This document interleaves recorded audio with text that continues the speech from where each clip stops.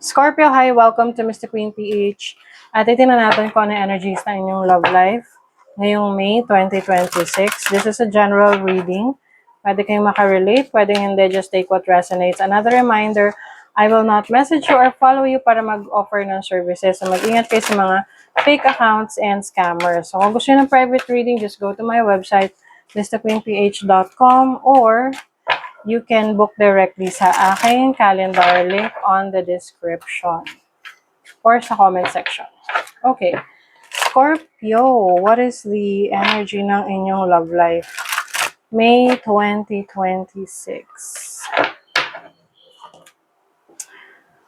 Okay. Interest.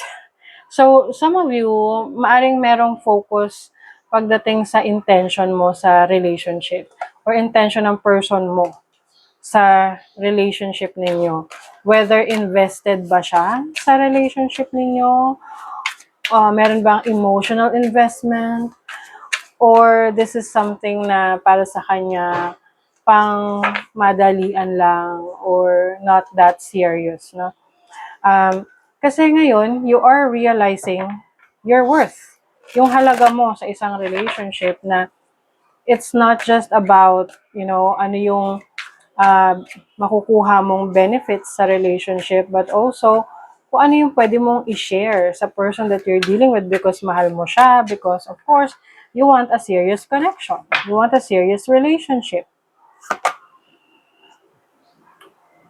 This is breakthrough. Okay, so you're pushing beyond your comfort zone and discovering new capabilities. So I feel like yung iba sa inyo, maaring for quite some time, hindi ka ganun ka-confident sa sarili mo. Dahil maaring mismo yung partner mo or the person that you're dealing with is parang pakiramdam mo, hindi siya ganun ka nagtitiwala sa kakayanan mo. Parang hindi siya ganun kabilib sa kakayanan mo. So now, you are discovering more about yourself na, teka, hindi lang ako hanggang dito lang, di ba? You want to prove that you can do something more or you can be someone better. So now, you are exploring your abilities, yung mga kakayanan mo.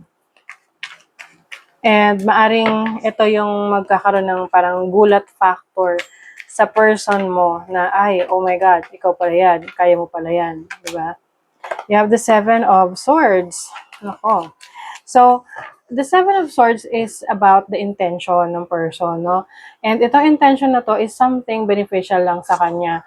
Or maaring may mga bagay siyang itinatago sa'yo, mga bagay na hindi niya pinapaalam dahil alam niya na maaring magbago yung pagtingin mo sa kanya pag nalaman mo yon.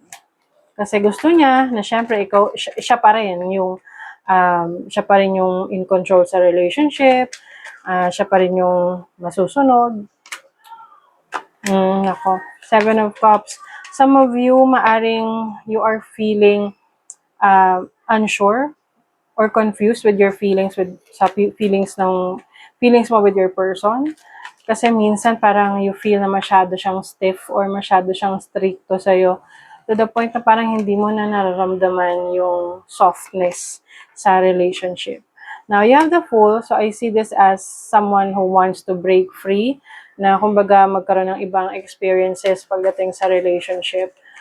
I think this is something na nare-realize mo na you want to explore your other options when it comes to relationship or when it comes to yourself. Pwede rin kasing may discovery ka. You are discovering na you are better or parang you can do more. Tapos, maaring merong person na iba na nagpaparealize nun sa'yo. Not the person that you're dealing with. You have the 9 of Wands. Yung relationship ninyo, maaring pagdadaanan yung pagsubok. No? The 9 of Wands is about yung mga sacrifices sa relationship. You might feel na you've done so many sacrifices in your relationship na parang hinihintay mo, ano ba yung napapala mo sa relasyon na yan? Diba? You also have the King of Wands. This is you who is naturally born leader. So, pwedeng instead na ikaw yung laging sumusunod sa kanya, maaring ngayon nare-realize mo na, teka, it has to be like equal, na kailangan meron ding panahon na ikaw yung nagde-decide para sa inyo at ikaw rin yung susundin niya. Bakit parang laging ikaw na lang yung susunod sa kanya? Now, with the Four of Coins, some of you pwedeng kayo ay already married or already living together.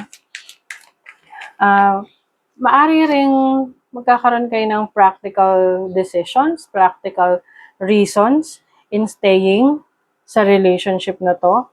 And I think, somehow, yun yung parang mag-extend ng relationship ninyo. With the Eight of Coins, I also see here na meron kayong gagawing effort para mag-work itong relationship na to.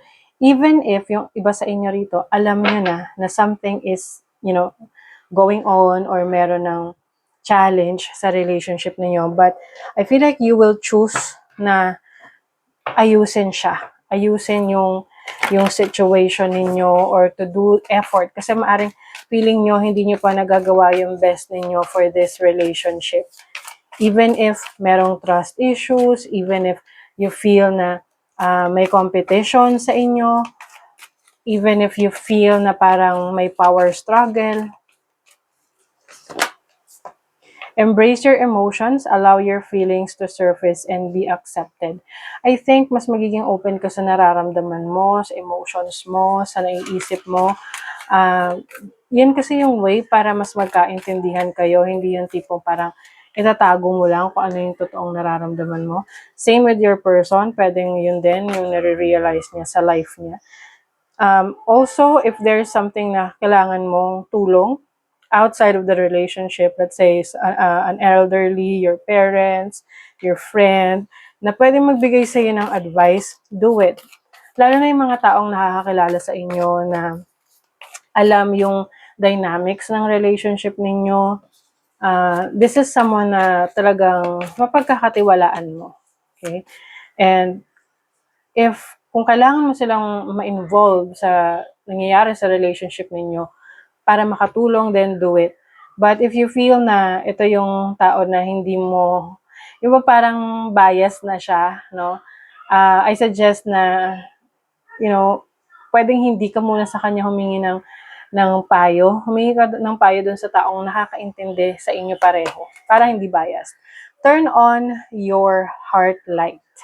Reflect on a time when you experience love. So I think this is about reflection sa relationship ninyo, sa dynamics ninyo, kung paano kayo nagsimula. At maaaring magkakaroon ka ng realizations kung paano nagbago yung dynamics ng relationship ninyo at kung paano nyo ito maayos moving forward. Okay? So that is your reading, Scorpio. Thank you so much. See you again.